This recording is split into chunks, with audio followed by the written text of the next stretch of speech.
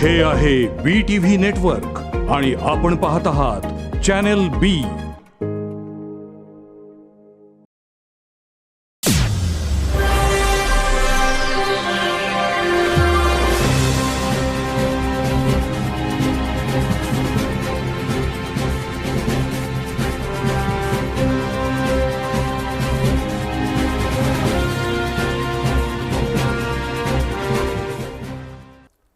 नमस्कार. कोल्हापूर महापालिकेच्या प्रभाग क्रमांक 15B या प्रभागातून शिवसेना ठाकरे गटाच्या प्रतिज्ञा महेश उत्तुरे या निवडणुकीच्या रिंगणात आहेत. ठाकरेंची मशाल त्यांनी हातामध्ये घेतलेली आहे आणि या निवडणुकीला त्या सामोरं जात आहेत. प्रतिज्ञा उत्तुरे या कोल्हापूर महानगरपालिकेतल्या अनुभवी नगरसेविका म्हणून ओळखल्या जातात. शहरातल्या प्रश्नांसंदर्भात त्यांना जाण आहे. मागील 5 वर्ष त्यांनी या प्रभागाचं नेतृत्व केलेलं आहे. त्यामुळं त्यांच्या कार्यकालामध्ये ज्या काही समस्या आहे किंवा जे काही प्रश्न सुटले त्या संदर्भात तर आपण त्यांना विचारणारच आहोत. पण त्याशिवाय शहराचं विजन, शहराचं मिशन काय आहे या संदर्भातही त्यांनी काही आराखडे बनवलेले असतील. तर या संदर्भात जाणून घेण्यासाठी आज आपण त्यांना आपल्या बी न्यूजच्या स्टुडिओमध्ये बोलवलेलं आहे. प्रतिज्ञा मॅडम या ठिकाणी उपस्थित आहेत. मी त्यांचं स्वागत करतो. आपलं स्वागत आहे बी न्यूजच्या स्टुडिओमध्ये. मला सांगा, या प्रभागामध्ये पूर्वी एक होता, आताचे 15मध्ये 4 प्रभाग एकत्र आलेले आहेत. तर या 4ही प्रभागामध्ये निवडणूक लढवताना आपल्या डोक्यामध्ये नेमके काय विचार आहेत, काय भूमिका आहे आपली, की आपण ह्या 4 प्रभागात एकत्र जनतेला सामोरं जायचं? तर या पाठीमागची आपली कारणं काय, भूमिका काय आपली? गेली 10 वर्ष मी नगरसेविका म्हणून कार्यरत आहे. खऱ्या अर्थानं 2020 ते 2025 हा कालखंड जरी प्रशासकाचा असला, नगरसेवक अस्तित्वात नाहीत, पण तरीही एक नागरिकांची भावना माझ्या प्रभागामधून की मी नगरसेविका आहे, रोजचा माझा संपर्क, काही अडचणी येतात आजही नागरिक माझ्याशी संपर्क साधतात. आणि एक माझ्या प्रभागामध्ये माझ्या नागरिकांशी विशेषतः महिलांकडून एक चांगल्या पद्धतीने मैत्रीत्वाचं नातं माझ्या प्रभागामध्ये तयार झालेलं आहे. त्यामुळे आणि त्याच पद्धतीनं जसं मी शहराध्यक्ष म्हणून, जिल्हाध्यक्ष म्हणून कार्य केलं, शहरातला आणि प्रत्येक किंवा वेगवेगळ्या प्रभागामध्ये असेल किंवा भागामध्ये म्हटलात तर एक प्रतिज्ञा उत्तुरे म्हणून महिलांमध्ये आहे, ओळखतात. शिवसेनेच्या कार्यकर्त्या आहेत, नगरसेविका म्हणून काम करतात. त्यामुळे नवखा भाग जरी असला तरी गेली 10 वर्ष चांगल्या पद्धतीने असा संपर्क 4ही प्रभागामध्ये आहे. माझ्या प्रभागामधून मी म्हटल्या पद्धतीने 10 वर्ष कार्य केलं. नवीन जो प्रभाग जोडला गेलेला आहे त्यामध्ये माझ्या कामाची चर्चा ते ऐकून माहिती आहे त्यांना, की बाबा हां, एक नामधारी पदाधिकारी नाही, जाण आहे, नागरिकांच्या समस्या सोडवतात, स्वतःही सभागृहामध्ये स्वतः प्रश्न मांडतात. त्यामुळे त्या लोकांच्याही उलट मी म्हणेन की जास्त अपेक्षा आता वाढलेत. पूर्वी 7,000-6,000 लोकांच्या अपेक्षा होत्या, आता 25,000 लोकांच्या अपेक्षा माझ्याकडून आहेत. त्यामुळे जबाबदारी जास्त वाढलेली आहे. त्यामुळं आव्हानही तेवढंच आहे. नव्या प्रभागातले वेगवेगळ्या समस्या आहेत. म्हणजे पूर्वी माझा प्रभाग क्रमांक 37, तर तिथे व्यापारी संकुल आणि रहिवाशी अशा संमिश्र स्वरूपाचा प्रभाग आणि मोस्टली वर्किंग करणारी लोक, अगदी सुशिक्षित लोक. आता जो प्रभाग झाला त्यामध्ये अगदी नाजूक प्रभागही आहेत, ज्यामध्ये अगदी रोजचे दैनंदिन गरजा भागवण्यासाठी महिला वेगवेगळी कामं करतायत, कष्ट करतायत, कष्टाळूही महिला आहेत आपल्याकडे. म्हणजे अशा संमिश्र स्वरूपाचा आत्ता आलेला भाग. मग त्याच्यामध्ये तिथे पूर्वीच्या प्रभागामध्ये नवीन जे झालेले आहेत तिथं वेगळी आव्हानं आहेत. आता माझ्या प्रभागामध्ये वेगवेगळी विकास कामं झालीत, मी पुढे आता ते सविस्तर मांडेन. पण ज्या प्रभागामध्ये काही नवीन प्रभागामध्ये जिथे विकास कामं अपुरी झालीत, मग ते ड्रेनेज लाईन्स असतील किंवा पाईपलाईन्स असतील, एक विजन वेगळं आहे. त्यासाठी तुम्ही ही निवडणूक लढवताय.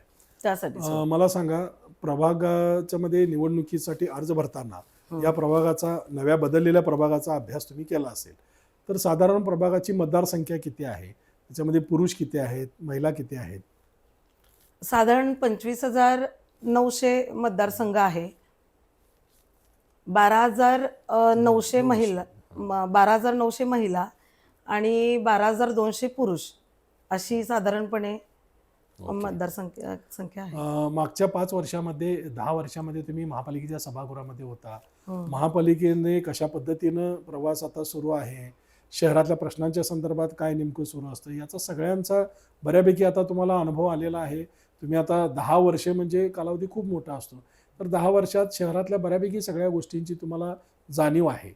नवीन बदललेला जो प्रभाग आहे त्या प्रभागामध्ये आता तुम्ही प्रचारासाठी फिरत आहात, मतदार तुम्हाला भेटतात, विशेषतः महिला वर्ग तुम्हाला भेटतो, महिला वर्गाचा जास्त तुमचा जिव्हाळा आहे, तर आपले प्रश्न समस्या ते तुमच्या समोर मांडतात. नव्या प्रभाग क्रमांक 15 मध्ये प्रामुख्यानं समस्या कोणत्या तुम्हाला ठळकपणे जाणवल्या? नाही, जसं मी मगाशी म्हणाले की 2020 ते 25 हा कालखंड तसा मोठा आणि प्रशासकांकडून तेवढी कामाची पूर्तता झालेली नाहीये. जरी आम्ही किती प्रयत्न केले तरी मी सांगण्यापेक्षा शहरामध्ये मुख्य प्रश्न हा रस्त्यांचा आहे. त्यामुळे रस्ते पूर्णत्वास नेणे, त्यांचं डांबरीकरण असेल, फुटपाथचं डेव्हलपमेंट असेल, हे सगळं प्रामुख्याने असणारच आहे. त्याच पद्धतीनं राजारामपुरीमध्ये विशेष सांगायचं झालं तर माझ्या प्रभागामध्ये जवळपास आपण 100% ड्रेनेज लाईन्स बदललेल्या आहेत. म्हणजे जिथे 30-40 वर्ष जुन्या पाईप म्हणजे पाईप्स होत्या तुम्ही जे ड्रेनेजच्या, विकास कामं केली हो त्याच्यावर आपण पुढे येणारच आहोत. हा, आता तुम्ही त्यामध्ये फिरताना काय आहे? तुम्हाला प्रमुख समस्या काय जाणवल्या? त्याच्याशी रिलेटेडच हे आहे. जसं मी माझ्या प्रभागामध्ये बदल केले ड्रेनेज लाईन्सचे, पण ते राजारामपुरी हा प्रभाग इतर एकच, प्रभागामध्ये पण आम्ही डेव्हलपमेंट केले पाणी पुढे जाण्यासाठी. ड्रेनेज लाईन्स तर त्याच असणार आहेत, म्हणजे एकाच वेने जाणार आहेत, एकाच बरोबर. मार्गाने जाणार आहेत.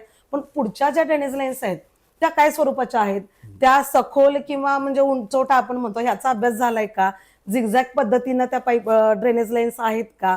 तर बऱ्याच म्हणजे आम्ही बघितले तर तिथे योग्य सिस्टीम नाहीये ड्रेनेज लाईन्सची. अभ्यास केला पाहिजे त्याच्यावरती, झिगझॅग नसावेत. कारण कसं असतं, पाणी वाहण्यासाठी किंवा ड्रेनेज वाहून नेण्यासाठी एक सखोल आणि उंचवटा, तर स्ट्रेट अशा की ना बाबा इथं उंचवटा इकडे सकल आहे तर पाईपलाईन्स अशा आहेत असं असता कामा नये, किंवा झिगझॅग असता कामा नयेत. मग त्याचं ड्रेनेज ते वाहून घेऊन जाऊ शकत नाहीत. ड्रेनेज लाईन काही ठिकाणी म्हणजे अतिशय फुटलेल्या अवस्थेत आहेत. ड्रेनेज लाईन बदलावे लागतील, चेंबर्स नवीन बसवावे लागणार आहेत. म्हणजे काही ठिकाणी चेंबर्स नाही आहेत, म्हणजे घराघरामध्ये मैला वाहतो लोकांच्या, हे निदर्शनास आलेलं आहे. पाण्याच्या पाईपलाईन्स खूप वर्षांपासून गंजलेल्या असल्यामुळे पाणी पुरवठा नीट होत नाहीये काही ठराविक भागामध्ये, तर त्याही बदलाव्या लागणार आहेत, जसं मी रस्त्याचं म्हणालेच.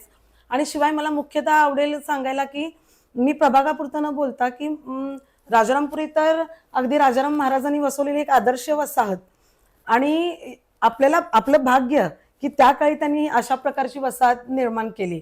अगदी मुख्य रस्ते आमचौक असतील किंवा भंगी बोळांचा फक्त वापर हा मैला वाहून नेण्यासाठी किंवा ड्रेनेज लाईन्स साठीच झाला पाहिजे, अशा पद्धतीने हे असताना त्याच्याकडे आपण चांगलं म्हणजे आता पर्यावरणाचे विषय घ्या किंवा वृक्ष लागवड असेल, कोणती झाडं लावली पाहिजेत, बरं नुसतीच झाडं लावली त्याचं संवर्धन झालंय का, जी झाडं लावली ती लावलेली योग्य आहेत का, की रहदारीच्या मार्गावरती पानगळती होणारी झाडं, म्हणजे हे विषय जरी बारीक असले तरी माझ्या दृष्टीनं मला वाटते ते खऱ्या अर्थानं महत्वाचे आहेत. पानगळती होणारे वृक्ष लावले तर कचरा म्हणजे दिवसातून तुम्ही 4दा जरी तिथे कामगार लावले तरी तो परिसर स्वच्छ होत नाहीत. असे एक ना अनेक समस्या तिथे आहेत. पार्किंगच्या समस्या आहेत. डेव्हलप आता राजारामपुरी हा व्यापारी संकुल जसं मी म्हणाले तसंच तिथं हॉस्पिटलही होत आहेत. म्हणजे बाहेरच्या गावावरून येणाऱ्या रुग्णांची संख्याही तितकीच आहे. मग त्यांच्यासाठी पार्किंगची सोय काय आहे, त्याशिवाय जे ओपन स्पेसेस आहेत त्यांचा कुठे वापर पार्किंगसाठी होतोय का, ह्या गोष्टी पण विचार करण्यासारख्या आहेत. क्लासेसही तिथं आहेत, म्हणजे उच्च शिक्षण घेण्यासाठी किंवा गावाकडून ग्रामीण भागातून आपल्याकडे लोक येतात, मुलं येतात, विद्यार्थी येतात, तर त्यांना क्लासेसही राजारामपुरीमध्ये उपलब्ध आहेत. तर त्यांनाही मार्गदर्शन असेल किंवा आपल्या महापालिका किंवा शासनाकडून येणाऱ्या योजना या त्यांना उपलब्ध करून देता येतील का, किंवा आता काही नवीन डेव्हलपमेंटचे गव्हर्नमेंट जर आपल्याकडं विद्यार्थ्यांसाठी किंवा पुढच्या भविष्यामध्ये त्यांना नोकरीच्या संधीसाठी जर नोकरीच्या संधी देत असेल तर ते त्यांच्यामध्ये समन्वय साधणं गरजेचं आहे आणि ते योग्य रीतीनं व्हावं अशी एक इच्छा आहे. महिला वर्ग आहे तिथे मोठ्या प्रमाणामध्ये. जसं व्यापारी संकुल आहे, व्यापारी संकुलमध्ये कपड्यांचे शोरूम मोठ्या प्रमाणात आहेत. तर एक ज्या महिलांना काम हवंय त्यांना तिथूनच एक पण ते शिलाई करून त्यांना आपण बाजारपेठ उपलब्ध करून देऊ शकतो. हे छोटे छोटे व्यवसाय. छोटे छोटे व्यवसाय अनेक आहेत. अशा वेगवेगळ्या संकल्पना डोक्यामध्ये आहेत. हे झालं राजारामपुरी प्रभागापुरतं. तुम्ही आता तिसऱ्यांदा सभागृहात जाण्याचं तुमचा इरादा आहे दुसऱ्यांदा. आणि दुसऱ्यांदा आणि मजबूत इरादा आहे. हो हो त्या दृष्टीने तुमची पावलं सुरू आहेत. हो. तर जेव्हा तुम्ही सभागृहात जाल तेव्हा नेहमीप्रमाणे तुम्ही प्रभागाच्या प्रतिनिधी नसाल तर पूर्ण शहराच्या प्रतिनिधी असाल. बरोबर आहे. अशा वेळेला पुण्या मुंबईच्या तुलनेमध्ये आपलं शहर अजूनही अप्रगत आहे. अजूनही आपलं शहर तितक्या सुविधा नागरिकांना पुरवू शकत नाही अशी ओरड केली जाते. बरीच कारणं आहेत त्या पाठीमागं. तर अशा काही प्रमुख समस्या आहेत की ज्या सभागृहात गेल्यानंतर पुणे आणि मुंबईच्या तुलनेत कोल्हापूर शहर प्रगत व्हावं यासाठी येणाऱ्या ज्या काही अडचणी आहेत त्या अडचणी कोणत्या आहेत किंवा त्या कुठल्या अडचणी प्राधान्यानं सोडवल्या पाहिजेत असं तुम्हाला वाटतं? आता कोल्हापूर तर मोठं पर्यटन स्थळ, आई अंबाबाई इथे वसते, पर्यटकांची खूप इथे ये-जा असते. बरोबर. त्याच्या माध्यमातून सगळ्यात प्रथम म्हणजे महिलांसाठीची स्वच्छतागृह, कारण स्वच्छतागृह हा विषय फार मोठा आहे. अनेक आंदोलनं आम्हीही केली, पाठपुरावा करत असतो, पण म्हणावा तसा रिस्पॉन्स प्रशासनाकडून येत नाही. त्यामुळे जेव्हा आपण सभागृहात जाऊ, हक्काने जेव्हा सभागृहात भांडतो तेव्हा एक त्याला वेगळं स्वरूप असतं. बरोबर. तेव्हा एक वेगळा त्याला म्हणजे महत्त्व प्राप्त होतं. मग बजेटची कारणं दिली जातात. त्यासाठी आम्ही विशेष प्रयत्न करू शकतो. बजेट कुठल्या म्हणजे कसं आहे, सभागृहात गेल्यानंतर किंवा माझा आतापर्यंतचा अनुभव, कुठल्या विभागामध्ये कशासाठी बजेट कुठून आणायचं किंवा राज्य आणि केंद्र शासनाच्या माध्यमातून विशेष बजेट कुठले कुठले आहेत हा एक अभ्यास करावा लागतो. मग ते स्वच्छतागृह असतील किंवा पर्यटन वृद्धीसाठी आपल्या कोल्हापूरचे जे काही विशेष ठिकाणं आहेत, पर्यटन स्थळं आहेत जी अजून बाहेर माहिती नाहीत त्यांना प्रसिद्धीस आणणे. जसं मी आता म्हणाले की पिंक बसची एक योजना, म्हणजे पिंक बस एक मी परिवहन सभापती असताना स्क्रॅप बसच्या माध्यमातून पिंक बस आपण बनवली होती आणि त्यामध्ये म्हणजे पुण्या मुंबईनंतर कोल्हापुरात ती पहिल्यांदा झाली होती. त्याचा आनंद मला खूप झाला होता. पण आता दुर्दैव की ते प्रशासनाकडून ती मेंटेन झाली नाही. म्हणजे फिरतं स्वच्छतागृह असलं पाहिजे, त्यामध्ये लहान मुलांसाठी फिडिंग रूम असेल किंवा डायपर चेंजसाठी. आता महाविकास आघाडीच्या अजेंड्यामध्ये तो मुद्दा त्यांनी घेतलेला आहे. हा हो हो हो हो. मग ते अशा बऱ्याच गोष्टी आहेत की शहरासाठी करण्यासाठी खरं तर भरपूर आहे. म्हणजे थोडक्यात मांडण्यासारखे खऱ्या अर्थाने विषय नाही आहे, पण आहे भरपूर. आता पर्यटन स्थळं आत्ता जी डेव्हलप होत आहेत आणि मी जसं म्हणाले की छोटी छोटी मंदिरं असतील ज्यांचं खूप मोठं महत्त्व आहे. माझं टाकळ्या आता राजारामपुरीचं मी जरी मुद्दा असला, टाकळ्यावरती अनुकामिनी देवीचं एक मंदिर आणि तिथे आई महालक्ष्मीची पालखी जेव्हा टेंबलाईला जाते तेव्हा तिथे थांबते. पण तिथली अवस्था आज बघितली, तिथं ठीक आहे, तिथं पालखी येते, तिथं ड्रेनेजची खूप मोठी समस्या आहे. तो अगदी मार्गी लवकरात लवकर लावला पाहिजे विषय, असा प्रायोरिटीचा विषय. टाकाळा खण हा विषयही प्रायोरिटीनं घेतला पाहिजे. हे सगळे शहरातले महत्वाचे ओके. एक पार्किंगची समस्या ही शहरामध्ये आहे. तर आहेच. धुळीचं साम्राज्य आहे. आहे. हा, धुळीचं साम्राज्य आहे. वाहतूक वृक्ष. आणि महत्वाचं या निमित्तानं मी सांगेन, जेव्हा मी काम करते, जेव्हा आपण काम करत असतो ना, प्रशासनाकडून येणारी साधन सामुग्री किंवा कामगारांची उपलब्धता हा फार मोठा विषय असतो. म्हणजे कामगार, अपुरे कामगार ना, आम्हाला ट्रॅक्टर्स वेळेवर मिळतात त्यांची संख्या कमी, टँकर्सची संख्या कमी, जेसीबी म्हणजे झाड कटिंग करायचं नाही, कर्मचारी उपलब्ध नाहीत. हा, पण हे चित्र बदलण्यासाठीच म्हणून तुम्ही सभागृहात हो हो अगदी. ओके.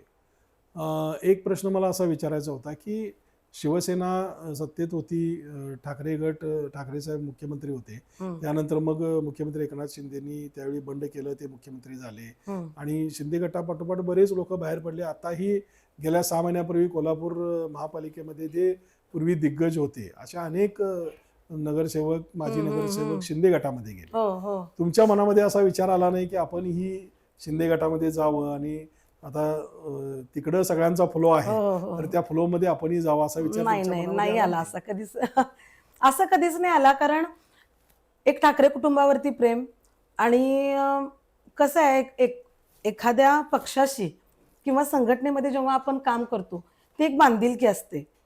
भले मोठी मोठी आमिषे येऊ देत, जनतेनं आम्हाला ठाकरेंचे शिवसैनिक म्हणून मान्य केलं दिलं. आणि मग निवडून दिलं. आणि आता परत मग आम्ही कुठल्या जनतेकडे जाताना परत मग ठाकरेंचे शिवसैनिक म्हणूनच अगदी ताटमानेने जाऊ, हा एक वेगळा अभिमान आहे. या संदर्भात मुंबईमधून उद्धव ठाकरे किंवा त्यांच्या काही अधिकाऱ्यांनी किंवा त्यांचे जे पक्षातले पदाधिकारी आहेत त्या पदाधिकाऱ्यांनी तुम्हाला काही पाठबळ देण्याचं काम केलंय का? नाही, सकारात्मक दृष्टिकोन ठेवून आणि अतिशय आता मी नगरसेविका म्हणून म्हणजे पूर्वी मी एक सर्वसामान्य गृहिणी म्हणा किंवा मी कार्यरतही होते. अगदी चांगल्या चांगल्या क्षेत्रामध्ये मी काम केलेलं आहे. ॲक्सिस बँकमध्ये मी नोकरी केलेली आहे. तरी माझ्यावरती विश्वास ठेवून त्यांनी मला तिकीट दिलं. त्यानंतर अनुभवी म्हणजे पहिल्यांदा नगरसेवक असूनही सभागृहामध्ये मी 4 वर्ष स्थायी समितीमध्ये काम केलं. त्यानंतर परिवहन सभापती म्हणून काम केलं. मग ही पाठबळच आहे ना. आणि त्याच्याच जोरावरती हा आलेला अनुभव आहे आणि अनुभवातून मी पुढे शिकत जाईन आणि तोच अनुभव मला आज माझ्या प्रभागामध्ये असेल किंवा शहरामध्ये एक वेगळी ओळख निर्माण करण्यासाठी आहे. आणि आजही माझे सगळेच पदाधिकारी अगदी मुंबईपासून म्हणजे संपर्क प्रमुख असतील किंवा इथले सर्वच प्रमुख पदाधिकारी चांगल्या पद्धतीनं मार्गदर्शन असतं आणि अगदी चांगलं ते सपोर्ट करतात. तुमचे पती महेश उत्तुरे हे अतिशय धडाडीचे कार्यकर्ते, एक डॅशिंग पर्सनॅलिटी म्हणून राजारामपुरी परिसरात ओळखले जातात. हो हो. त्यांच्या इमेजचा तुम्हाला काही फायदा झाला का किंवा त्यांचे वैयक्तिक तुम्हाला पाठबळ लाभतं का? हो नक्कीच. कारण माझं सुरुवातीला मी जसं म्हणाले तसं माझं फील्ड वेगळं होतं.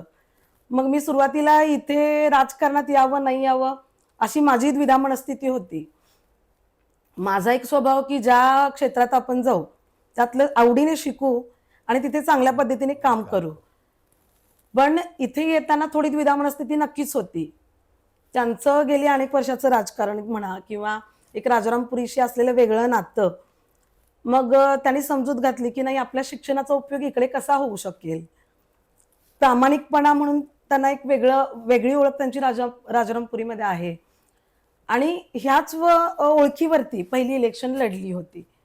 माझा तसा राजकीय चेहरा माझा नव्हता आणि त्यांचं पाठबळ आणि त्यांनी मला कधी नामदारी नगरसेविका किंवा बायकोच आहे तर मीच जाऊन खुर्चीत बसतो किंवा मी सगळं सांगतो करतो असं कधीच माझ्या बाबतीत घडलं नाही. प्रत्येक विषय आणि प्रत्येक घटक अगदीच म्हणजे समाजातील प्रत्येक घटक काय आहे किंवा जसं मी म्हणाले की सभागृहामध्ये प्रश्न मांडत असताना कुठलं बजेट कसं आणलं पाहिजे हे त्यांनीच मला शिकवलं. त्यामुळे पाठबळ म्हणण्यापेक्षा मी म्हणते जसं म्हणतात की एका यशस्वी पुरुषामागे स्त्रीचा हात असतो तसे यशस्वी स्त्रीच्या मागे नक्कीच पुरुषांचा हात असतो. त्या पद्धतीनं माझ्या पतींची मला अगदी मोठी साथ आहे. अभ्यास कसा करावा काय करावा हे मी त्यांच्याकडून शिकले. पहिले गुरु राजकारणातले कोण असतील तर तेच आहेत. अनेक आव्हानं आता या लढतीमध्ये आपल्या समोर आहेत. अनेक प्रचंड मोठे रथी महारथी या निवडणुकीमध्ये उभे राहिलेले आहेत. तर ही सगळी आव्हानं आणि विरोधकांची ताकद या सगळ्या गोष्टींना त्यांच्यावर मात करून सभागृहामध्ये प्रवेश करणं एवढं सोपं नाही. तर त्या दृष्टिकोनातून लोकांच्या मनामध्ये स्थान मिळवावं लागतं. लोकांची कामं करावी लागतात. 5 वर्ष सातत्याने त्यांच्याशी संपर्क ठेवावा लागतो. तर या सगळ्या गोष्टींमध्ये तुम्ही स्वतःला 10 पैकी किती मार्क द्याल? मी स्वतः नाही, मी माझा पूर्णपणे प्रयत्न केलेलाच आहे, अगदी प्रामाणिकपणे. मी जसं म्हणाले ना, प्रत्येक घटक असेल किंवा प्रत्येक विषयामध्ये मी विशेष करून सांगेन की माझ्या प्रभागामध्ये जेव्हा निवडणुकीचा प्रचार सुरू झाला प्रत्येक घरामध्ये एक बुकलेट मी दिलेला आहे. त्यामध्ये असा एकही घटक नाहीये किंवा कुठलं एक क्षेत्र नाहीये की ज्यामध्ये आपलं काम नाहीये. अगदी खेळाडू असतील, वृद्ध असतील, लहान मुलं असतील, स्त्रिया असतील, समाज उपयोगी कामं असतील, विकास कामं असतील, आंदोलनं, आरोग्यपर शिबिरं असतील, अनेक विषय त्यामध्ये आहेत. पर्सनली म्हणजे जे प्रशासनाकडून होत नाही ते वैयक्तिक जबाबदारीने स्वखर्चानेही काही गोष्टी आपण केलेल्या आहेत. तर प्रत्येक क्षेत्रामध्ये काम केलेलं आहे, प्रत्येक घटकापर्यंत पोहोचलेलो आहोत. त्यामुळे माझा पूर्णपणे प्रयत्न आहे. मला असं वाटते की 16 तारखेला माझ्या लोकांनी, नागरिकांनी मला किती मार्क दिले ते त्यावेळी समजेल, पण माझा परिपूर्ण प्रयत्न मी केलेला आहे. तुमच्या प्रभागातल्या मतदारांना तुम्ही काय आवाहन कराल? गेली 10 वर्ष मी आपल्या राजारामपुरी प्रभागातून कार्य करत आहे. माझं कुटुंबीय काम करत आहे. उत्तुरे फाउंडेशनच्या माध्यमातून असेल, शिवसेना पक्षाच्या माध्यमातून मी स्वतः गेली 10 वर्ष शहरामध्ये विविध प्रश्नांवरती काम करत आहे. अगदी शहरातल्या प्रमुख विषयांवरती आवाज उठवणे असेल किंवा प्रशासनाशी संपर्क साधणे किंवा त्यांच्यामध्ये कोऑर्डिनेशन करणे, पाठपुरावा करणे, हे सगळे प्रश्न अगदी मी स्वतः जातीने केलेले आहेत. आजच्या युगामध्ये नामधारी पदाधिकारी किंवा आरक्षण पडलंय म्हणून मी महिला उमेदवार नाही आहे, तर गेल्या 10 वर्षाचा कामाचा अनुभव आणि प्रामाणिक केलेलं काम ह्याच्या जोरावरती मी ही निवडणूक लढवत आहे. प्रत्येकाला मी माझ्या घरी माझे एक बुकलेट किंवा एक पुस्तक दिलेलं आहे. त्यामध्ये आवर्जून आपण सर्वांनी पुस्तिका वाचावी. मी प्रत्येक कार्याचा अगदी सविस्तर असा उल्लेख मी त्या कामांचा केलेला आहे. त्यामुळं कार्य आणि अनुभव आणि व्यक्ती ह्या तिन्हीचा हे बघूनच आपण सर्व माझ्या पाठीशी राहिले याची मला खात्री आहे. कारण मी प्रचाराच्या माध्यमातून बघते अगदी उत्स्फूर्त प्रतिसाद मला माझ्या नागरिकांनी दिलेला आहे. नक्कीच ते मला पोचपावती देतील, पण तरीही येणाऱ्या निवडणुकीमध्ये महाविकास आघाडीच्या माध्यमातून प्रभाग क्रमांक 15 मधून मी इलेक्शन लढवत आहे. तर माझ्या पॅनेलमधील काँग्रेस आणि शिवसेना, 3 काँग्रेसचे माझे साथीदार आहेत प्रभाग क्रमांक 15 मधून, आणि मी स्वतः शिवसेना. आमच्या महाविकास आघाडीला भरभरून असं मताधिक्याने आपण विजय करावं एवढंच बोलते, थांबते. नमस्कार. तर या होत्या प्रतिज्ञा महेश उत्तुरे मॅडम. प्रभाग क्रमांक 15 मधून निवडणुकीच्या रिंगणात आहेत. शिवसेनेच्या ठाकरेंची मशाल हातामध्ये घेऊन त्या निवडणुकीच्या रिंगणात आहेत. एक अतिशय अनुभवी, प्रभागातल्या विकास कामांना कुठेही कमी न पडणारी महिला अशी त्यांनी स्वतःची ओळख मतदारसंघामध्ये निर्माण केलेली आहे. पण हा मतदारसंघ थोडासा मोठा आहे. 4 प्रभागांचा मिळून मतदारसंघ निर्माण झाल्यामुळे नवीन आव्हानं, नवीन समस्या या प्रभागामध्ये उभी राहिलेल्या आहेत. त्यांच्या विरोधातले उमेदवारसुद्धा दिग्गज उमेदवार आहेत. अशा सगळ्या परिस्थितीमध्ये सगळे अडथळे मात करून पुन्हा एकदा कोल्हापूर महानगरपालिकेच्या सभागृहामध्ये प्रतिज्ञा उत्तरे यांची मशाल पेटते का, याचं चित्र 16 तारखेला आपल्यासमोर स्पष्ट होणार आहे. तोपर्यंत नमस्कार. हे आहे BTV नेटवर्क आणि आपण पाहत आहात चॅनल B.